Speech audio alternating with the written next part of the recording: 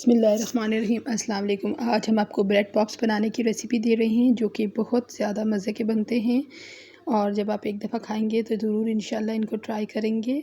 और ये बहुत ही थोड़े इंग्रेडिएंट्स के साथ बनते हैं और ये बनकर बहुत प्यारे लगते हैं। ये कैमरे में तो इतना दिखाई नहीं दे सका। इंशाल्लाह जब आप इनको ख़ुद बनाएंगे तो आपको पता चलेगा कि ये कितने मज़े के बनते हैं। तो इनको बनाने की तैयारी शुरू करते हैं। ये यहाँ पे हमने ब्रेड स्लाइसेस ले लिए हैं, 7 से 8 ले लें आप, 10 भी जा सकते हैं इसमें। चीनी ली है 4 चम्मच, बटर लिया है 3 चम्मच और दूध लिया है और 3 चम्मच ही पानी हम यूज़ करेंगे। बस ये इंग्रेडिएंट्स हैं थोड़े से जो इनको बनाने के लिए हमें दरकार होंगे। अब हमने इन ब्रेड स्लाइसेस को ऐसे स्क्वायर शेप में कैंची से काट लेना है और ये देखिए बहुत आराम से ये कट जाएंगे। और जो बच्चे खाने पीने में तंग करते हैं उनको अगर आप ये बना के दें तो बहुत ही खुशी खुशी वो ये खाएंगे। और बच्चे क्या बड़े भी बहुत ही मज़े के ये बनते हैं। अब हमने इन सब टुकड़ों को काट लिया है। अब हम इनको ड्राई रोस्ट करेंगे।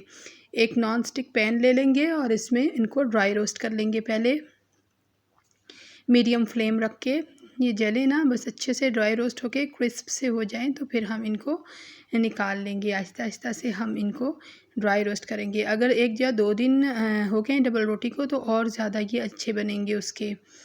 मेरी ब्रेड तो बिल्कुल फ्रेश थी तो इससे भी बहुत मज़े के बने थे। ये देखिए इनकी साइड्स जो हैं वो गोल्डन होना शुरू हो गई हैं और अब हमने इनको वापस ट्रे में निकाल लिया है। ये जो इनके साथ ऐसे क्रम्स हैं इनको आप चाहें तो अलग कर लें। अब हमने 4 टेबलस्पून शुगर के डाले हैं अपने पैन में और इसमें हम 3 टेबलस्पून ऑफ वाटर डालेंगे और इसको बिल्कुल भी स्टर नहीं करना है। चीनी को बस हल्का सा कढ़ाई को ही हम मूव करके तो मिला लेंगे। बिल्कुल लाइट आपने मीडियम लाइट जो है वो फ्लेम रखना है, बिल्कुल लो फ्लेम रखना है यानी।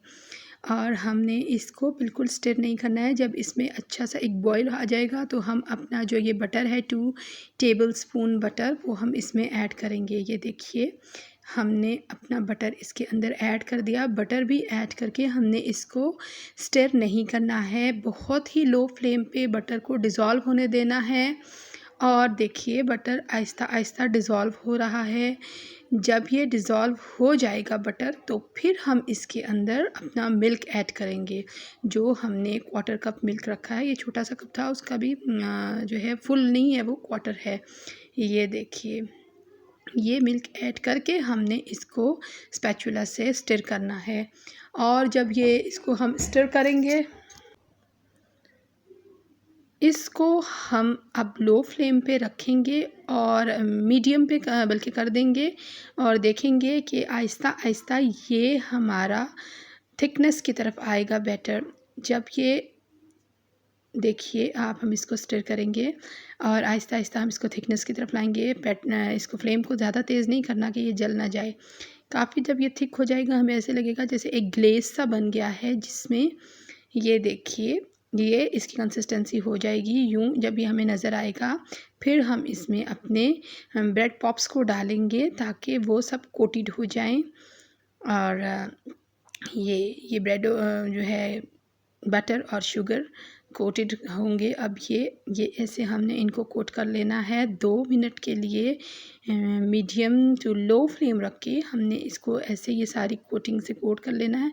उसके बाद हमने इनको डिश में निकालना है पहले और फिर इसको सेपरेट कर लेना है, सबको अलग अलग कर लेना है और इसको हमने कूल करना है।